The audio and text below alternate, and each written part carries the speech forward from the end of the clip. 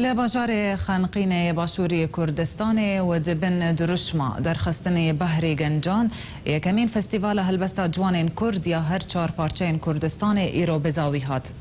لسر و خواندنا مالا سلام یاروناک بیری و سنترا چالاکیان لباجار خانقین لباشوری کردستان زهو ایرو فستیوال هلبستا جوان هر 4 پارچه کردستان هات لدار خستن.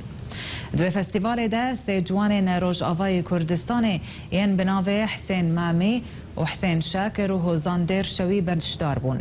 هر وها دو فستیوال ده جبری خوندنا هلبستان سمینار کل سر هلبستا کردی لروج آوای کردستان جی پیشکش کرن. صالح پیچار یک جرک خرین و فستیوال جو آرکیر دازانین گو تایبتمندی و فستیوال او گو باجار خانقین هاتیه پیک آنین نخاسم گو باجار که هاتبو تعریب کرن اروها باجار که سینوریه لسر سنور باشور و رجلاتی کردستانه و تشتکی جوازه گو جوانین هر 4 پارچه کردستانه لوی باجاری بجوین و هلبستوان جوان هف ناس بکن. دزاویا و فستیوال ده خلات لسر بشداربویان بلاو بون و رک خرین و فستیوال راگهاندن گوه سالانه او فستیوال بیل دار خستن.